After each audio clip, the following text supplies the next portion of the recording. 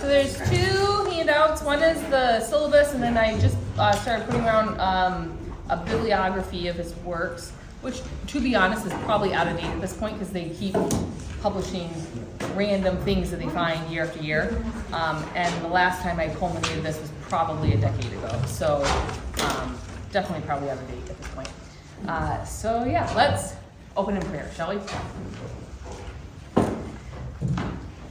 God, we are so grateful for your presence in our lives. We are so grateful for the stabs of joy that lead to you. And we pray right now, God, for our time together as we study this man who has been a gift to so many of us. Help us to fall deeper in love with you. Thank you so much, God. In Jesus' name, amen. All right, so this is a space for one and all. So show of hands, is anybody here not familiar with C.S. Lewis, has rarely read his works or never read his works? It's okay, safe space. Yes, thank you. This is surprising, actually, and exciting. Exciting, great. True story, my husband cannot stand C.S. Lewis.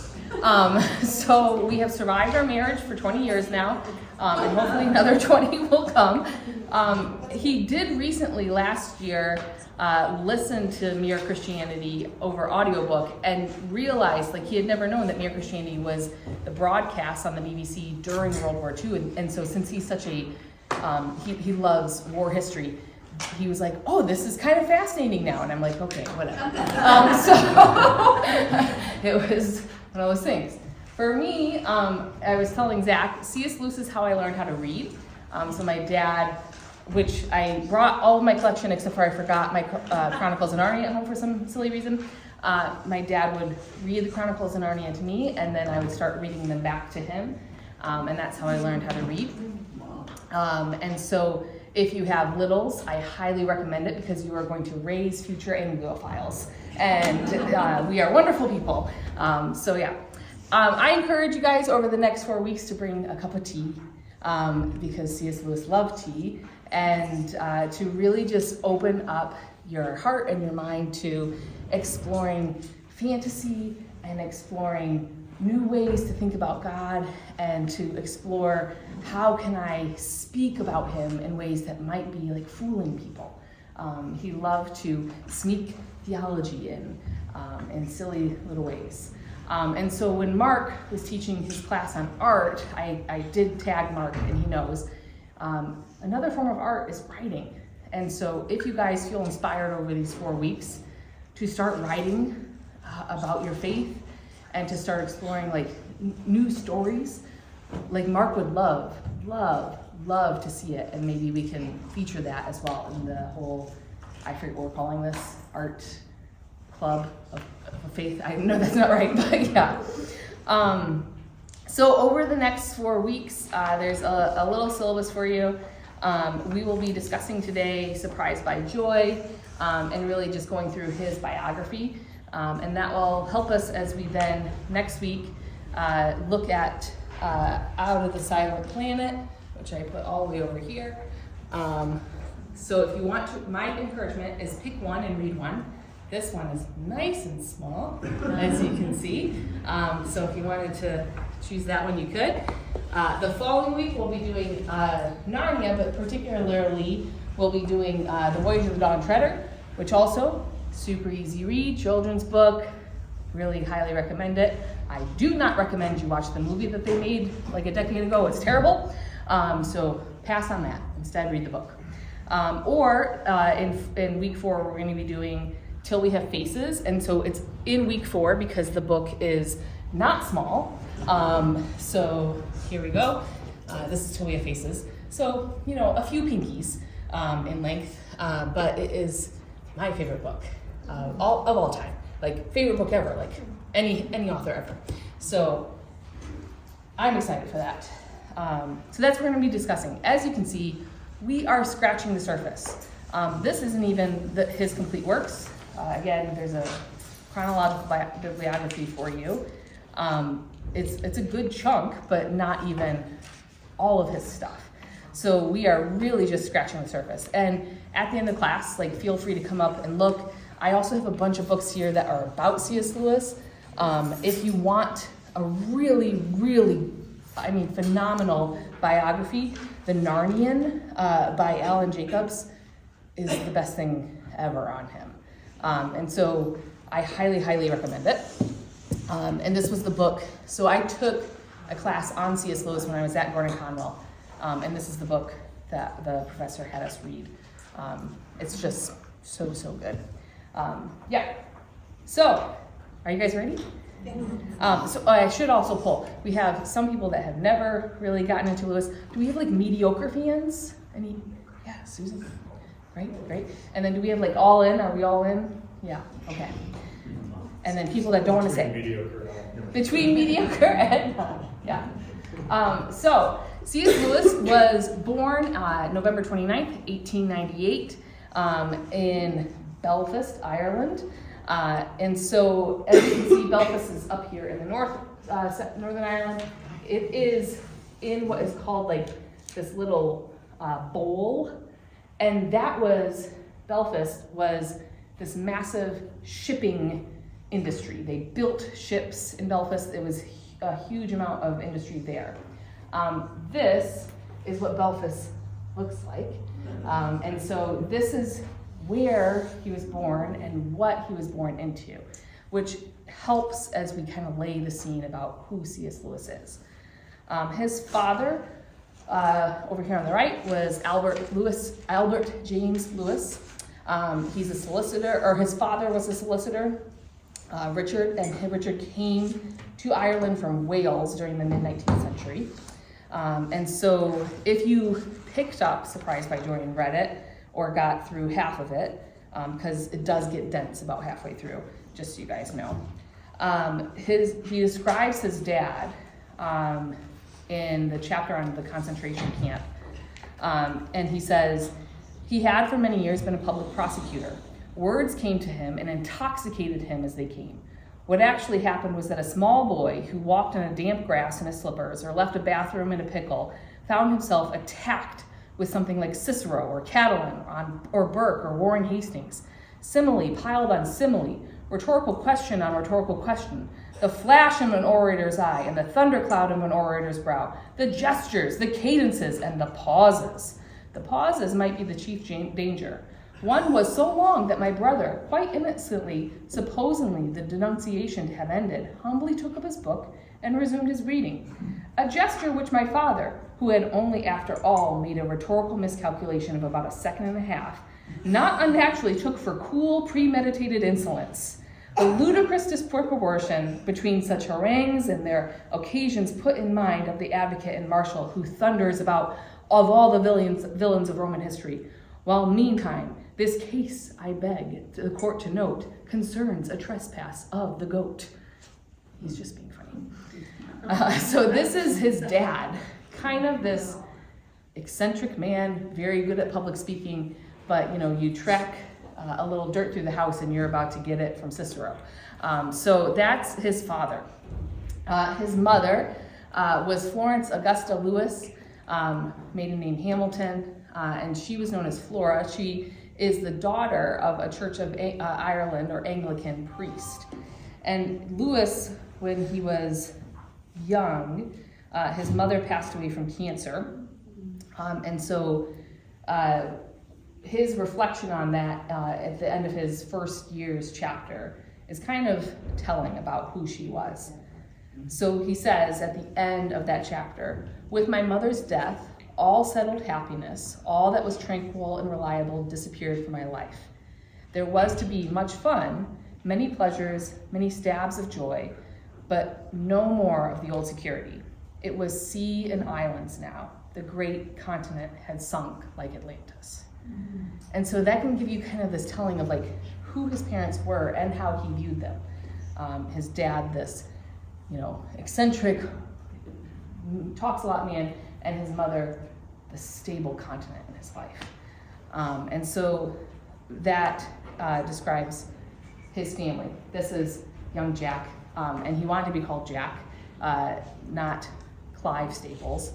So he refused to be called anything but Jack or Jaxie.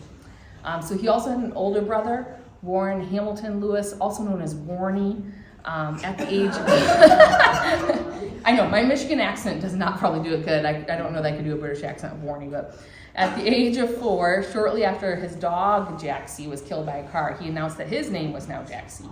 At first he would answer by no other name, but later accepted Jack, the name by which he's known to his friends and family for the rest of his life. So when he was 7, they moved to Little Lee, aka the new house. So this is a picture of the new house. It's out. How old was he when his mom died? Sorry. Oh, Like really young? yeah, young, like 8, 9. Okay, so, Yeah. but she was still alive here? She was still here, yeah. Okay. So they moved to an area of East Belfast called Strandtown. And so he began, if you guys read through this, he began to have this wonderful obsession with anthropomorphic animals. So he fell in love with the Beatrix Potter stories and often began to write and illustrate his own stories of animals and animals that had like knights, like a whole like knight gear on them walking around. And so you can almost like see like the future laying of Narnia and Reepicheep with a sword, right? And so his brother as well was really obsessed as well with writing, but he wrote about India and would draw maps of India and would put all these things together. And so then they came together collectively, bringing the story of these animals that can talk and walk and do all these things in India, and they created this world called Boxen. And so they they created a whole government for Boxen, they created a whole history for Boxen, they created so many maps and all these things, which is amazing, like these little itty bitty kids just writing and using their brains. And part of it was because by this point his mother has died, his dad is quite eccentric and grieving and you know, somebody that he doesn't necessarily want to be around. And so Lewis got just kind of caught up in being able to be alone or be with his brother and be in a world where he was creative.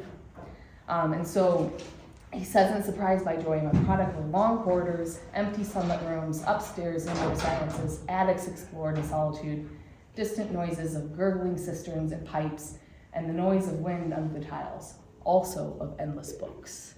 And so this was the one thing that his dad did quite well for them. Their house was filled with books.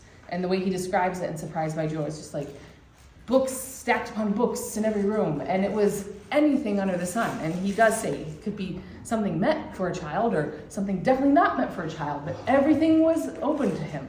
And he could read whatever he wanted, and he did. He just grabbed it all at the same time. So he loved to read. He felt like he could find a book was as easy as walking into the field and finding a new blade of grass. That's how he described it, as being able to find a new book in his house. What's that? It struck me that the dad was gone from 9 to 6 every day, so they had all this time together to do whatever they wanted instead of having to listen to these dissertations. I know, yeah. Yeah, so he did have a good chunk of time to be in this space and to really just be in his brain, having a lot of creative juices flowing. So then we move on to concentration camp, which is super telling that this is how he named this. He wrote Surprised by Joy, just so you guys know, in, let me find it real quick, 1950, somebody, the first prize to somebody that finds it first, right? Oh, 1955. So that's when he wrote Surprised by Joy, so well after the idea of concentration camps, is out there. So this is how he describes his first school. It was in England, so he took a ship on over to England, and he was schooled by private tutors at the Wynard School in 1908, just after his mother died from cancer. His brother had already been enrolled in there for 3 years previously, and the school eventually closed because of lack of pupils coming to it. Lewis was like there till the very end. By the time that he was there was like maybe 5 pupils left. And then eventually the man who was running the place, who he called Oldie, his name is Robert Capron, was soon committed to a psychiatric hospital. And so, yeah, I know. So this was kind of this very, like, going from his eccentric father to Oldie, who is a sadist and is, truly terrible teacher, not gifted at all, and just, quite horrific. So we'll read a little bit of what he says about it.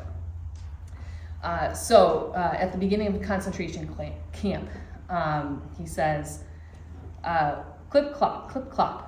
We are in a four-wheeler rattling over the uneven square sets of the Belfast streets through the damp twilight of September evening.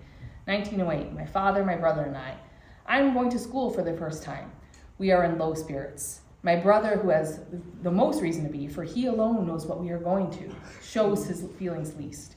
He's already a veteran. I, perhaps, am buoyed up by a little excitement, but very little. The most important fact at the moment is the horrible clothes I've been made to put on. Only this morning, only 2 hours ago, I was running wild in shorts and a blazer and sand shoes.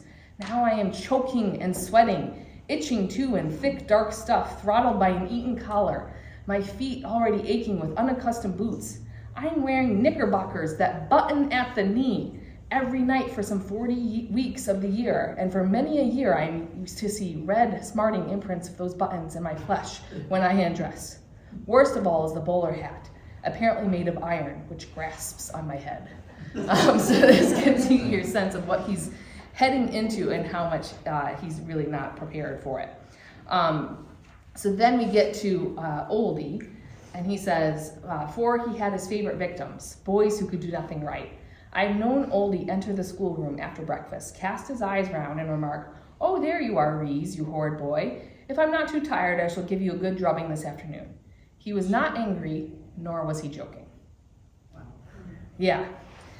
So this was his first schooling. Thank goodness he had access at his home to books and to creativity, and that began his brain to think, because at Wyvern, nothing, absolutely nothing was given to him.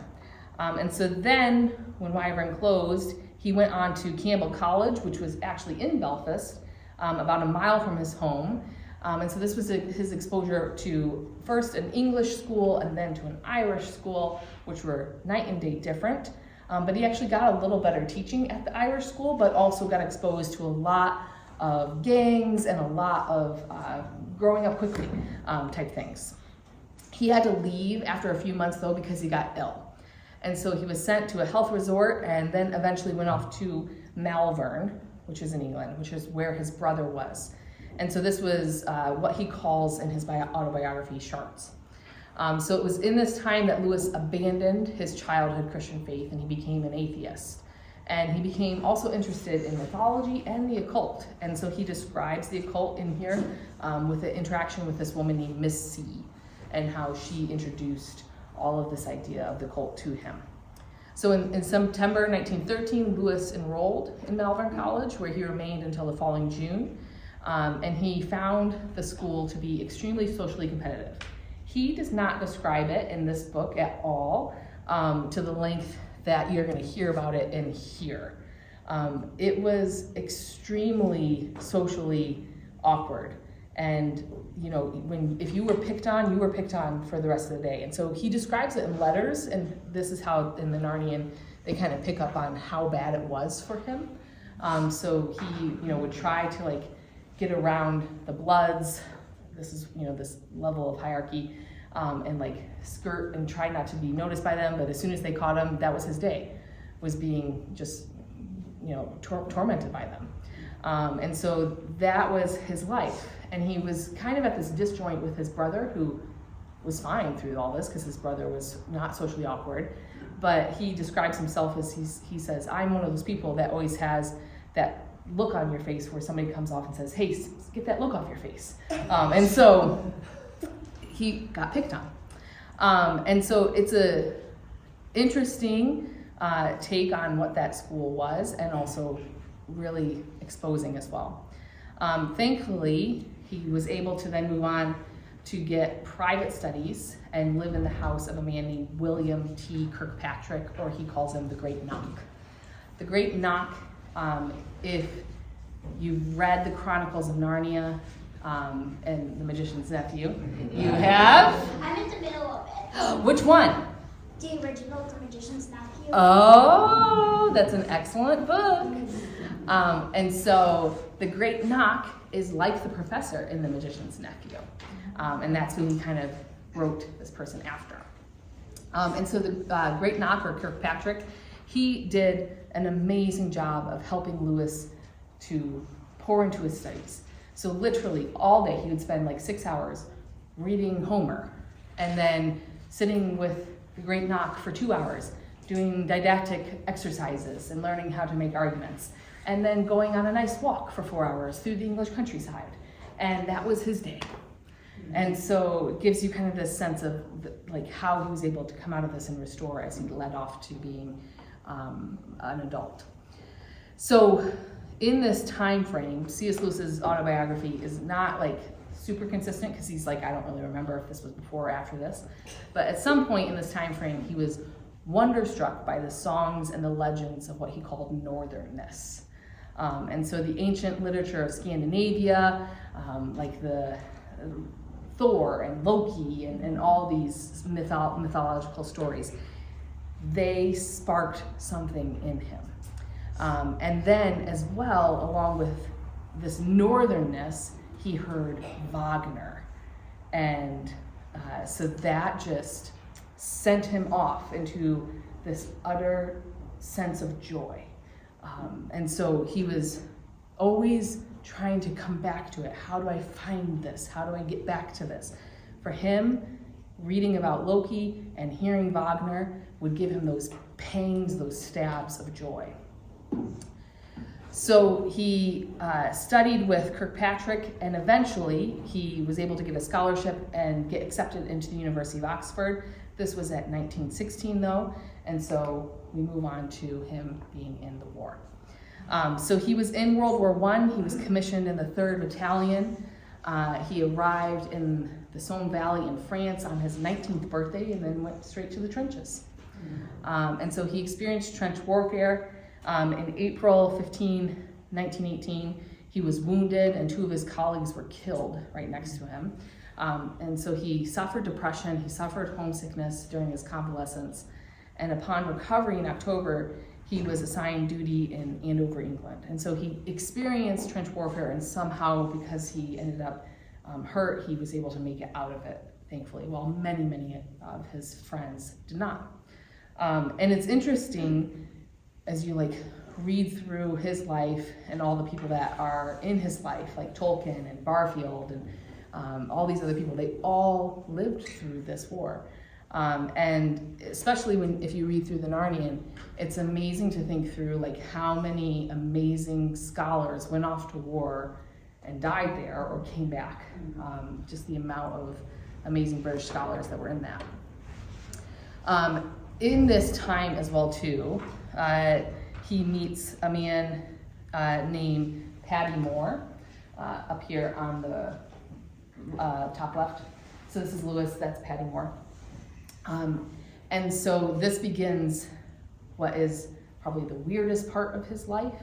And we're not really quite sure, because he is not an open book by any means, even though he wrote a book about himself. And so what is striking is in this time, like when he went off to war, his relationship with his dad was super strained. Like his dad was in Ireland, he's like, okay, I'm about to leave, writing him a letter, would you like to come see me? And he didn't come. And so then he goes off to war, and then he gets hurt, and then he has to come back, and he's convalescing in England. He's like, would you like to come see me? And he doesn't. And so in kind of this weird surrogate parent, so Paddy Moore and C.S. Lewis, they became friends on the front and made this pact. So C.S. Lewis said, if I die, Paddy, you're going to take care of my brother Warren, and if you die, I'll take care of your mother, Mrs. Moore, Jane. And so Paddy died, and so C.S. Lewis kept to his promise and took care of Mrs. Moore. And so there was like a weird, like, okay, do they have a relationship? She's 29 years older than him, I think was what it was. So definitely older, but they lived together during his time when he was at Oxford. They had separate rooms, but they were right next to each other. And so it was always kind of this big debate, like what is actually going on. And so as she aged though, he took care of her. And so when she eventually was much older and needed help convalescing, he helped doing those things. And so this is like the weird side of C.S. Lewis that nobody knows too much about, and that many people have like argued and speculated. Like even his friend Owen Barfield, who was one of his best friends, when asked like, hey, were they lovers? He's like 50-50. Like even Owen Barfield had no idea if they were or not.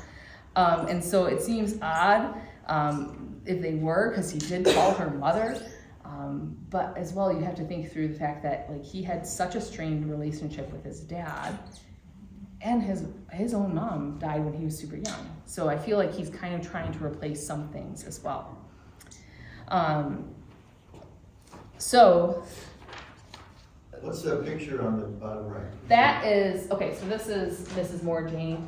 This is Patty's sister, Maureen, who eventually marries this duke. And so she becomes a duchess.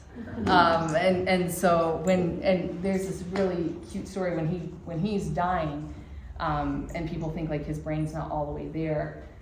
She came to visit him, and like at first like they thought, oh, he doesn't recognize her, and he says, oh no, my duchess. And it's just like this super cute story. So in 1930, Lewis and his brother Warnie, with Mrs. Moore and Maureen, all moved to the Kilns. This is outside of Oxford, in the outskirts, in one of the suburbs. And so they lived there all together. What year? In 1930, they moved in. But they lived there all together. The source of income would have been. So he, That is 1930. let me go back. He eventually, when he got back from the war, started a job within Oxford. And so he began to be what's called a first. And so he was first in honors in Greek and Latin literature, first in greats, and first in English. And so it took some time for him to actually secure a job. His father subsidized him for a number of years, even while they, were living together and doing all these things. His father helped. And when Lewis actually finally secured a donship, a teaching job, his father wrote this letter just with utter praise, thank goodness, and praising God. And it was just this really actually quite opening of his father's heart, he was concerned for his son. So that's how, they all came together, they lived there. Fun fact, you can go to Oxford and tour the house. I did it about a decade ago. It's the second best day of my life after getting married. So we had a whole C.S. Lewis day, and Dave complied. And so we got to visit the house, and then we did the Addison Walk, and then we visit Magdalen, and then we went to the pub, and it was just wonderful, wonderful day for me. So we then went and watched soccer in London the next day for Dave. So it was all good. So in 1930 they moved here. They all lived together, and then I took a picture of this on my phone. So it was interesting, to think about Lewis. This again is a snapshot of all the things that he was doing. He was teaching, and so when you teach in England, you have to also give tutoring hours, one-on-one tutoring hours. This is his letters to Arthur Greeves. Arthur Greeves is his first best friend. So this is a compilation of all of his letters to him. It's known that C.S. Lewis corresponded with anybody that wrote him a letter. So any fan that picked up and began to write him, he would write them back. So he wrote letters prolifically, and they're a part of this combination. People are constantly finding these things, they're pulling them together, they're forming a new book. Along with writing the letters, writing all of these books, he met with the Inklings quite regularly. He also read, and kept up with his own studies of English, of mythological, of all these things. And on top of that, he read through the book of the Psalms every month, all 150, just every month, along with all the other scripture reading and all those things. He was involved in his church, all of that. So doing all of this and taking care of Mrs. Moore, because as she is growing older, she has dementia, she's doing all these things. And so Warren, he remarked, and this is in the Narnian, he says, "I don't think I ever saw Jay work more than half an hour without the cry of 'Bob boys,' her nickname for Jack, coming dear, down would go the pen, and he would be away for perhaps 5 minutes, perhaps half an hour, possibly to do nothing more important than stand by the kitchen range as the scullery maid. Then another spell of work, then the same thing all over again. And these were the conditions under which all his books were produced." Yeah. So, and Warren, God bless him, has a lot to say about Jane Moore, and he wasn't super thrilled about her. But Warren, at the same time too, was an alcoholic, and often went on stints just binging, and then Lewis would have to go help him and get him into a hospital. And so this was Lewis's life, and yet all of this was produced. So just incredible brain. It is known that when Jane Moore finally had to move into a nursing home, and she died there in 1951, Lewis did go to that home every single day until her death. So he really did fulfill whatever that weird promise was to Patty. He fulfilled it and really honored it as well. So Lewis was raised in a church-going home in the Church of Ireland. He became an atheist at 15. He describes his young self as being paradoxically very angry with God for not existing. He also has this moment, when his mom dies, he does pray, that God would heal her. And when it doesn't happen, he states quite clearly, it meant nothing to me that it didn't happen. I was treating God like a magician. And so there was a disconnect. Even though he was raised in Christianity, there was a big disconnect about what it actually was. But then as he's in Oxford, he is surrounded by all of his friends, of which are theists and deep Christians and Catholics, and he's getting more and more surrounded. But he had a very intellectual idea of what this had to be. And so he quotes Lucretius in Surprised by Joy. He was stuck on, had God designed the world, it would not be a world so frail and faulty as we see. And so that was his argument for atheism. And so then it began to get just picked apart bit by bit. And this is the second half of this book, is really him describing how that happened. It references so many works that really are not super well known today. And so he would have long talks with Tolkien and with Dyson, and they would, continue to chip away at these things. He read G.K. Chesterton, The Everlasting Man, and that helped to just continue to expand his thoughts on this. And he kept on finding more and more of all the things that he loved. As he was reading growing up, he loved Phantastes by George MacDonald, this massive Christian. And so it was just everything that he loved was so not an atheist point of view. And at the same time as he's struggling to hold on to his atheism, a very well-known atheist says this thing, not converting to Christianity by any means, but saying, rum thing, it turns out that the dying God actually did exist. And so kind of saying to the world, hey, I'm an atheist, but apparently there was a dying God and he did exist. I hate Jesus. And so he gets to the point, and if you read through Surprised by Joy, it gets confusing unless you keep going. So in the book, or in the chapter Checkmate, he's describing his conversion to theism. And so he says the demand was not even all or nothing. I think the stage had been passed on the bus stop when I unbuckled my armor and the snowman started to melt. Now the demand was simply all. You must picture me alone in that room in Magdalen, in Oxford, where he taught. Night after night, feeling, whenever my mind lifted, even for a second from my work, the steady, unrelenting approach of him who I so earnestly desired to meet. That which I greatly feared had at last come upon me. In the Trinity term of 1929, I gave in and admitted that God was God, and knelt and prayed, perhaps that night the most dejected and reluctant convert in all of England. I did not then see what is now the most shining and obvious thing, the divine humility which will accept a convert even on such terms. The prodigal son at least walked home on his own feet. But who can duly adore that love, which will open the high gates to a prodigal who is brought in kicking, struggling, resentful, and darting his eyes in every direction for a chance of escape? The words compel and tare, compel them to come in, have been so abused by wicked men that we should shudder at them. But properly understood, they plumb the depth of the divine mercy. The hardness of God is kinder than the softness of men, and his compulsion is our liberation. And so here he is having this moment at night, and we think, oh yes, this is it. And he's like, actually, no, that was just me converting to theism. That's not even, I wasn't all the way there yet. And so he converts to theism in 1929.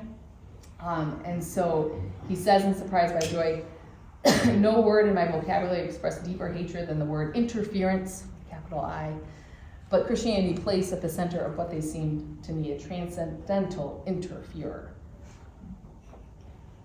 And so this is when he began to see everything around him was pointing to Jesus, including Sehnsucht, these stabs of joy, which we're going to talk about in a little bit altogether. So after his conversion, he converts to Christianity in 1931 after a long discussion and late night walk with his close friends Tolkien and Hugo Dyson on the Addison Walk. He makes a specific commitment to Christian belief while on his way to a zoo on a bus. And says of it, it's quite funny. Hold on, there we go. I was driven to Whipsnap one sunny morning. When we set out, I did not believe that Jesus Christ is the Son of God. When we reached the zoo, I did. And so he is quite committed that that's when it happened. He couldn't tell how it happened. For all of his intellectual ness, he couldn't tell you what happened, but he did. And so Lewis then became a committed Anglican, much to Tolkien's chagrin, because Tolkien was hoping he would become a Catholic. And so he was a committed Anglican, and through his apologetic writings, he made an effort to espouse not just one denomination, but Christianity in general. And so he has this great quote, really a young atheist cannot guard his faith too carefully. Dangers lie in wait for him on every side, which I love to think about. So then he, in 1954, he accepts the founding chair of medieval and Renaissance literature at Magdalen College, which that always, it amazes me. Like, he didn't teach about science fiction or about fantasy writing. He taught medieval and Renaissance literature. So, like, again, another nugget of his brain is focused in on something else. Like, how many pockets did he have in there? It was just quite amazing. And so he was, in 1954, went to Cambridge University, that's where he finished out his career. He made a strong attachment, though, to the city of Oxford, and he kept his home there. His brother lived there, and he returned there on weekends until his death in 1963. So in later life, we get Joy, which is kind of, hilarious, Surprised by Joy. It's not about joy. And so he corresponded with this woman, Joy Davidman Gresham. And so she was an American writer, of Jewish background, a former communist, and a convert from atheism to Christianity. And so again, she wrote him, and so he started writing her back, and then they started writing letters. She was separated from her alcoholic and abusive husband, a novelist as well. His name was William Gresham, and she came to England with her two sons, David and Douglas. Lewis at first regarded her as an agreeable intellectual companion and a personal friend, and it was at least overtly on this level that he agreed to enter into a civil marriage contract. Yes, She was wonderful. And so he did this so that she could live and continue to live in the UK.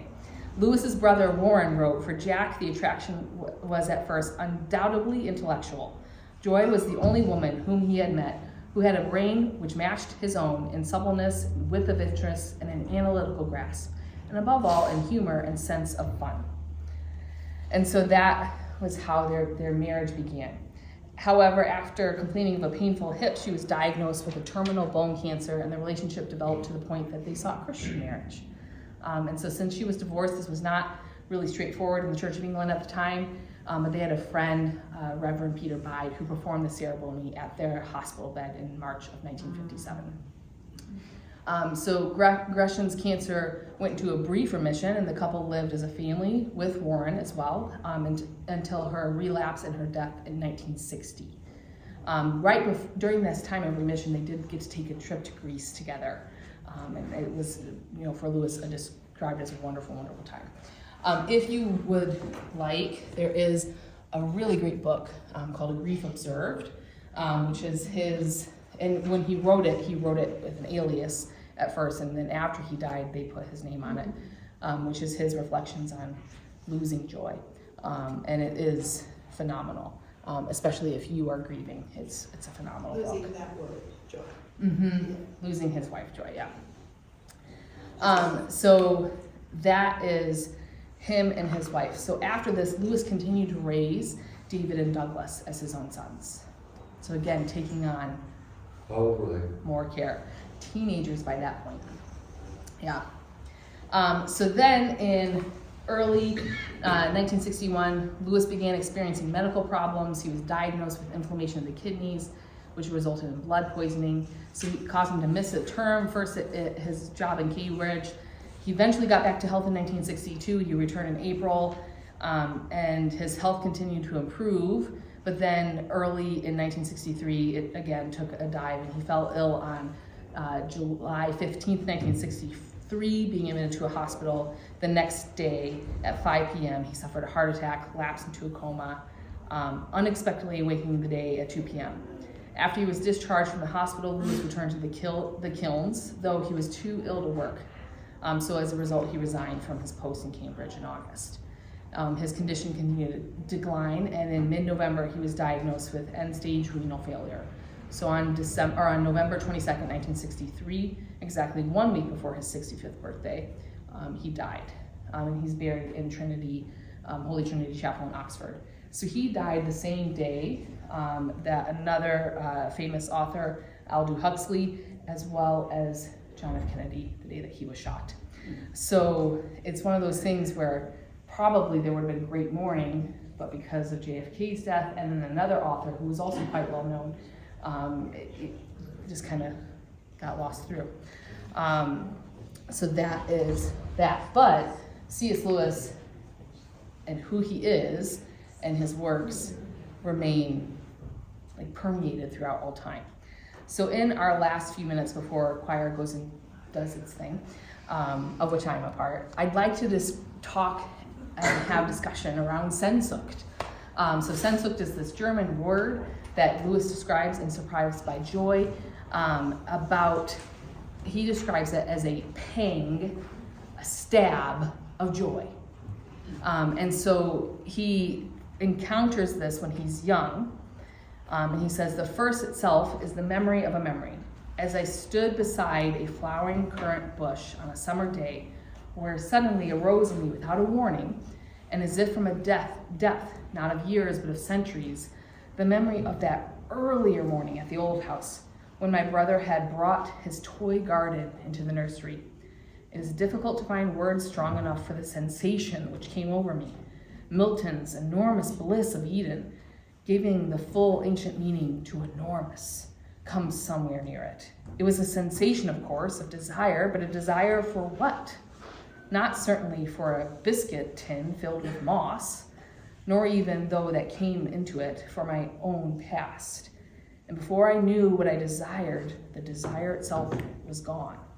The only glimpse withdrawn, the world turned commonplace again, or only stirred by a longing for the longing that had just ceased. It had taken only a moment of time, and in a certain sense, everything else that had ever happened to me was insignificant in comparison. So his brother had this little toy box tin and had put in it this like moss and like a little twig. And that, like Lewis's encounter with this little itty bitty tin that was filled with moss and the beauty of nature, produced in him this enormous, long pang of joy. He describes it. And so, as I'd like you to just kind of take a moment and think about that. Like, have you ever experienced a moment when you have like this, what is literally called a pang of joy, a stab of joy? What has brought that to you? Maybe it's Wagner, who knows? But what, if anything, if you think about that, and then maybe we share.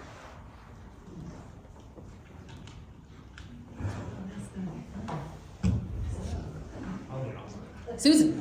Yesterday I was at a preserve and all by myself in Schaumburg of all places and saw 3 deer for 10 minutes. It was awesome. That's wonderful. Did you say you wanted people to share? Yes, please share. Yeah. When I went through my divorce, it was probably one of those really low points in my life. And I was alone one night and just lamenting a lot of things. And then it was just like, God laid this on my heart. Out of this grief is being born a true joy, given to me as a gift by my Heavenly Father I love. And it was just knowing that at that point, I was gonna be okay. Thank you.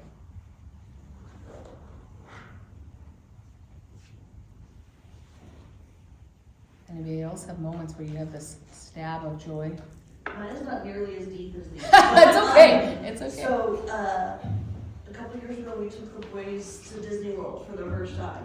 And we were sitting in Magic Kingdom and they had started the in show and the fireworks, and Benjamin just came up and hugged me and kind of doesn't have words, but just I'm so happy I'm hugging you is kind of what I got. And so yes, had the pain, the stab, the joy, the pain, the joy, and the tears and stuff like that. Because it was just kind of in that moment of all the things that I wanted us to have as a family. When I was a kid, my brothers and I were obsessed with baseball, and there was something about the start of the baseball season, and that there's a certain smell that smells like baseball, and so Dirt. I think, I feel that whenever the weather warms and the ground just starts to thaw, Yeah. and you smell earthworms and mud, and to me that smells like baseball and running out the screen door to go play, and I kind of feel that every time I smell that. The one that stuck with me my whole life was when I was a teenager. We spent the summer in the mountains, and my sister and I got to ride horses, and so I had the horse that I ended up teaching my children how to ride on 20 years later. But he was a bad boy and naughty all the time. And but this one morning I arrived at the barn, and I put his halter on, opened the door, and walked him out. And it was this misty, cold morning up in the mountains. And he was walking next to me, and he had his head down, totally relaxed. And he took in this deep breath and just let it out. And there was mist and dew on the grass. And it was obvious that he was at total peace with his environment, with the moment in which he and I, we were very close. I had him 25 years. We were so close, and just the two of us just walking out together. There was no one else around, and his love of his life, his love of the world, and the peace that he had. And that will stick with me until the day that I die. Thanks for sharing.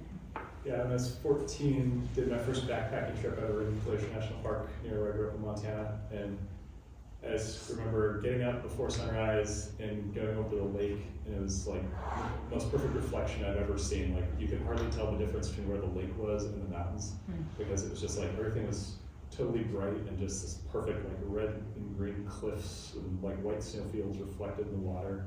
And it was just like kind of like soaking this in for about 10 or 15 minutes until the sun like pops up over the mountain, and then you're kind of like snapping back into reality. Like it's still beautiful, but it's just like this sublime kind of beauty that I've never actually seen totally reproduced in all the hikes I've done the rest of my life. In December '69, I left Jane and our oldest son in Fargo in a snowstorm the week before Christmas. Landed in Vietnam Christmas Day flying Marine helicopters. I was in the first CH-46 squadron that was coming home. The others left and that was in September. And then others in about Thanksgiving, one about Christmas, and then by Easter of '71, there were no Marines, in Vietnam, very, very, very few. But I'll never forget, I came home on a ship.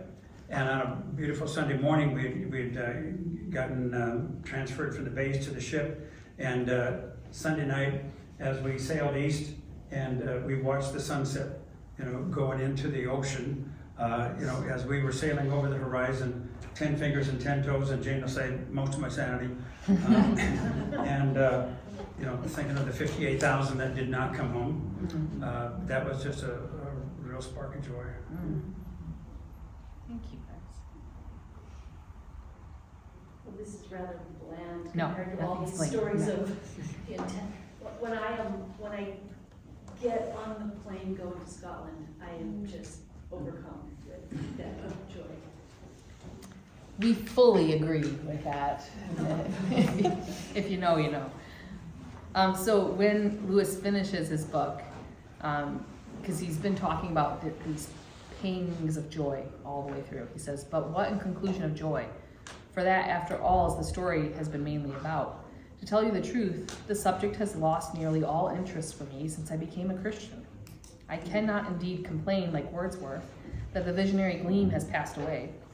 I believe if the thing were at all worth recording, that the old stab, the old bittersweet, has come to me as often and as sharply since my conversion as at any other time in my life, whatever. But I now know that the experience, considered as a state of my own mind, had never been the kind of importance I once gave it. It was valuable only as a pointer to something other and outer. While that other was in doubt, the pointer naturally loomed large in my thoughts. When we are lost in the woods, the sight of a signpost is a great matter. He who first sees it cries, "Look!" The whole party gathers around and stares. But when we have found the road and are passing signposts every few miles, we are not stopping and staring. They will encourage us, and we shall be grateful to the authority that set them up. But we shall not stop and stare, or not much, not on this road. Though their pillars are of silver and their lettering of gold, we would be at Jerusalem. Not, of course, that I don't often catch myself stopping to stare at road sign objects of even less importance. So just a reminder to him, like these pangs and stabs of joy, they were the signpost pointing to Christ. And so it's something interesting to think through. And if you are thinking about maybe I want to write, like I love the way that he approached his conversion story. It's an intellectual matter, but also something in him was constantly being drawn. And so I invite you, like this week, maybe think through your conversion and like, how was Christ, the great interferer, capital I, constantly drawing you? And maybe reflect on that. Again, if you want, next week is Out of the Silent Planet, tiny little book. You can read it in a week. You can read it in a day, I'm sure, if you want. So I invite you to do it. Trivia question, does anybody have any idea what this IQ magazine? Oh, gosh, no. It's off the charts. Like, what world are you talking about? It's off the charts, yeah. And it was something, so we really didn't touch on the Inklings. The Inklings met and like shared their writings all together. And it was something like, when he wrote one draft and that was it. He rarely rewrote things. It drove Tolkien nuts because Tolkien only wrote elves and that was it. And he would rewrite and rewrite and rewrite and rewrite the same thing again and again. And so it drove him nuts, like that Lewis could just be so prolific and produce so much, and he was stuck on Fellowship of the Rings or Hobbit again and again and again. So yeah.